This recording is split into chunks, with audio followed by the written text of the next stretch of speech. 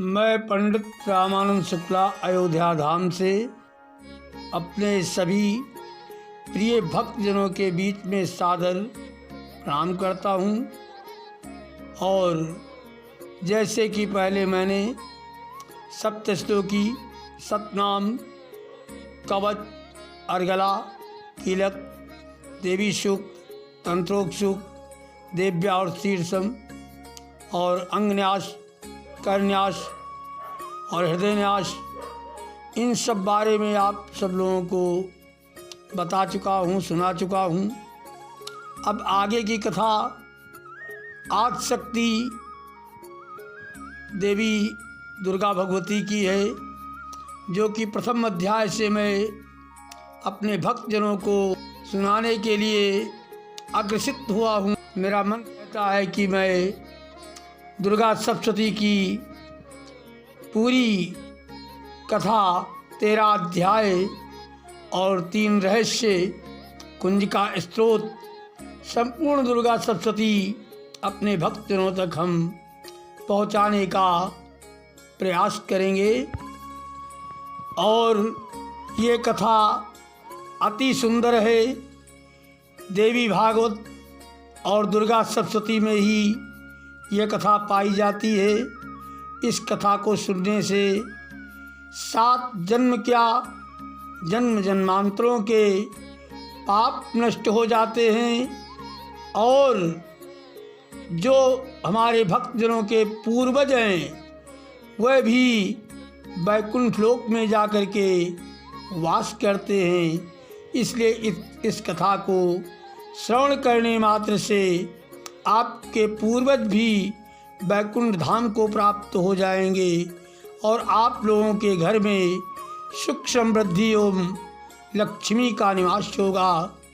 अब मैं प्रथम अध्याय दुर्गा सप्तशती का पाठ आप सभी लोगों के बीच में प्रारंभ करने जा रहा हूँ। अखंड मंगलाकारं व्याप्तं येन चराचरं तत्पदं दर्शितं येने तस्मै श्री गुरवे नमः। गुरुर्ब्रह्मा गुरुर्विष्णु गुरुर्देवो महेश्वरः गुरुर्साक्षात् परं ब्रह्म तस्मै श्री गुरवे नमः। प्रथम गुरु वंदना करने के बाद मैं आदिशक्ति दुर्गा का प्रथम अध्याय आप सभी भक्तजनों को श्रवण कराने जा रहा हूँ, जिसको सब लोग श्रवण करके अपने आप को कृतार्थ, यानी कि सबका कल्याण हो, सब सुखी रहें, सब निरोग्य रहें। ओम श्री दुर्गाय नमः। श्री दुर्गा सप्तशती पहला अध्याय। जैसे कि मेधा ऋषि का राजा सुरत और समाधि को भगवती की महिमा बताते हुए मधु कैटभ वध का प्रसंग सुनाने जा रहा हूँ। विनियोग इस प्रकार है। ओम। प्रथम चरित्र के ब्रह्मा ऋषि, महाकाली देवता, गायत्री, छंद, नंदा शक्ति, रक्तरंधिका बीज, अग्नि तत्व और ऋग्वेद स्वरूप है, आने की इसको ऋग्वेद से हमने लिया है। श्री महाकाली देवता की प्रसन्नता के लिए प्रथम चरित्र के जप में विनियोग किया जाता है। ध्यान, जैसे कि ध्यान संस्कृत में भी किया जाता है और हिंदी में। खड्गं चक्र गदेश चाप परिघां शूलं भुषुंडी शिराः शंखं संधति करेस्तिनयनां सर्वांग भूखावृतां नीलाश्मद्युत माशिपादस्तां सेवे महाकालिकां यामश्योपते हरो कमलजो हंतुम मधुम कैटभम अक्षयस्तपरशं गदेशकुलिशं पद्मं धनुषकुण्डिका दण्डं शक्तिमर्षचाचरिमं जलजां घण्टासुराभाजनं शूलं पाशुदर्शने च दद्धति हस्ते प्रसन्नाननां सेवये शैलं मर्दनमी महालक्ष्मी सरोजस्थितां महालक्ष्मी सरोजस्थितां महालक्ष्मी सरोजस्थितां।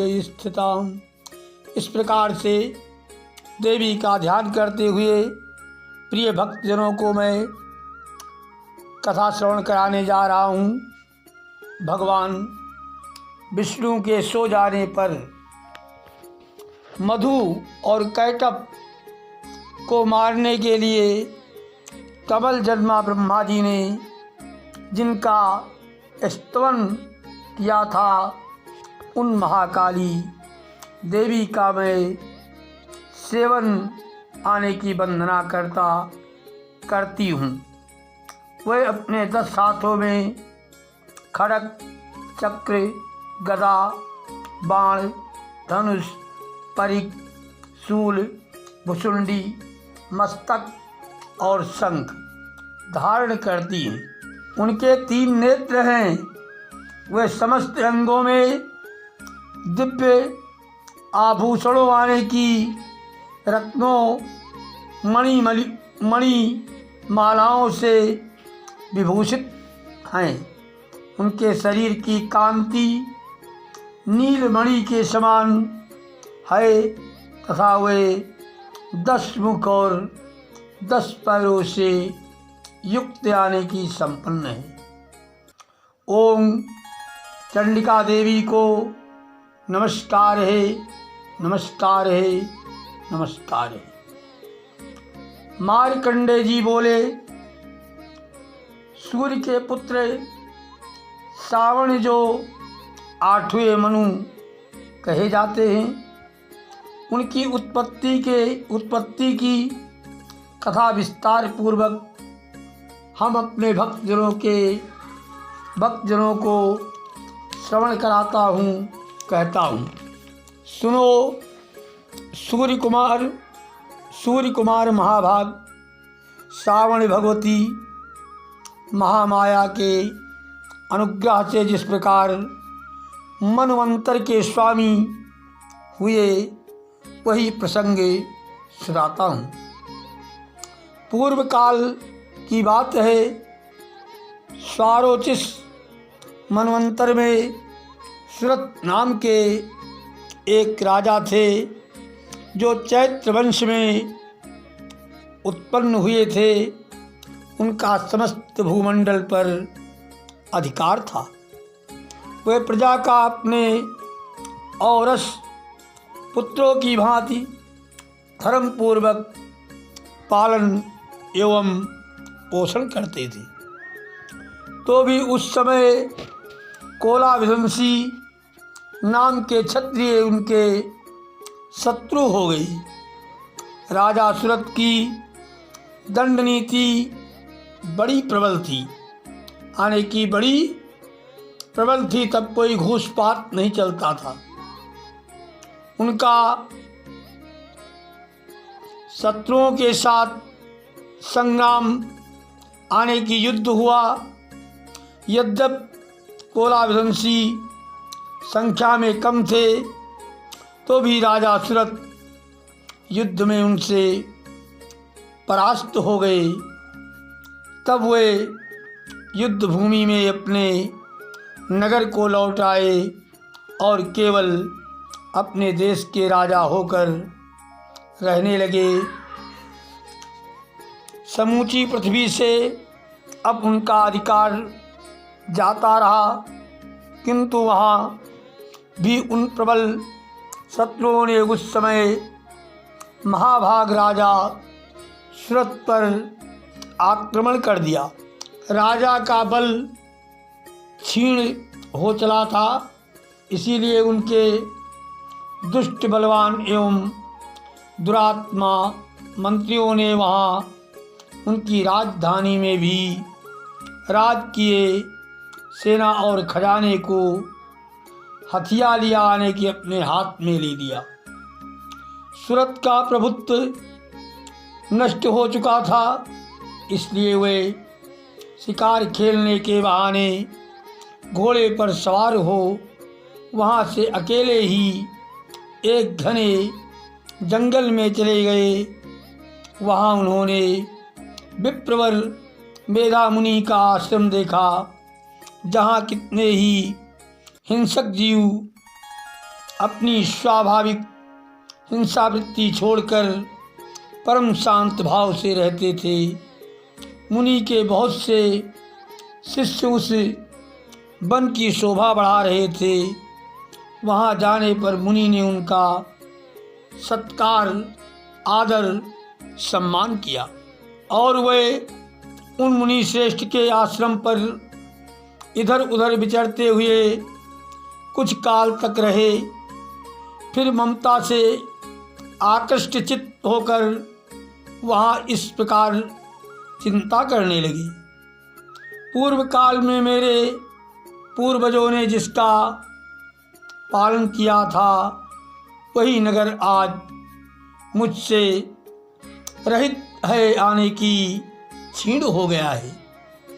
पता नहीं मेरे दुराचारी भृत्यगण उसकी धर्मपूर्वक रक्षा करते हैं या नहीं। जो सदा मद की वर्षा करने वाला और शूरवीर तथा वो मेरा प्रधान हाथी अब शत्रुओं के अधीन होकर ना जाने किन भोगों को भोगता होगा। जो लोग मेरी कृपा, धन और भोजन पाने से सदा मेरे पीछे पीछे चलते थे, घूमते थे, वे निश्चय ही अब दूसरे राजाओं का अनुसरण करते होंगे, दूसरे राजाओं के साथ रहते होंगे। उन अपव्ययी लोगों के द्वारा सदा खर्च होते रहने के कारण अत्यंत कष्ट से जमा किया हुआ मेरा वो खजाना खाली हो जाएगा। ये तथा और भी कई बातें राजा सूरत निरंतर सोचते रहते थे। एक दिन उन्होंने वहाँ विप्रवर आने की, विप्रवर कहते हैं ब्राह्मण को, विप्रवर मेधा के आश्रम के निकट एक वैश्य को देखा और उससे पूछा, भाई तुम कौन हो? यहाँ तुम्हारे आने का क्या कारण है? तुम क्यों शोकग्रस्त आने की बहुत दुखी हो और अनमने से दिखाई देते हो? राजा सूरत का ये प्रेम पूर्वक कहा हुआ वचन सुनकर वैश्य कहते हैं बनिया को, वैश्य ने विनीत भाव से उन्हें प्रणाम करके कहा। वैश्य बोला, राजन, मैं धनियों के कुल में उत्पन्न एक वैश्य हूँ। मेरा नाम समाधि है। मेरे दुष्ट स्त्री पुत्रों ने धन के लोभ से मुझे घर से बाहर निकाल दिया है। मैं इस समय धन, स्त्री और पुत्रों से वंचित हूँ। मेरे विश्वसनीय बंधुओं ने मेरा ही धन लेकर मुझे दूर कर दिया है। इसलिए दुखी होकर मैं वन में चला आया हूँ। यहाँ रहकर मैं इस बात को नहीं जानता कि मेरे पुत्रों की, स्त्री की और स्वजनों की कुशल है या नहीं। इस समय घर में वे कुशल से रहते हैं अथवा उन्हें कोई कष्ट है। वह मेरे पुत्र कैसे हैं? वे सदाचारी हैं अथवा दुराचारी हो गए हैं, इसलिए मैं अत्यंत दुखी हूँ। राजा ने पूछा, राजा ने पूछा, जिन लोभी स्त्री पुत्र आदि ने धन के कारण तुम्हें घर से निकाल दिया, उनके प्रति तुम्हारे चित्त में, तुम्हारे मन में इतना स्नेह आने की, इतना मोह, माया और बंधन क्यों है। आज की कथा हम यहीं पर विश्राम देते हैं, क्योंकि वीडियो बहुत लंबी हो जाएगी। आगे की कथा हम अगले वीडियो में अपने भक्तजनों तक पहुंचाएंगे। और इसी के साथ हम अपनी वाणी को विश्राम देते हैं। जय माता दी, जय सिया राम।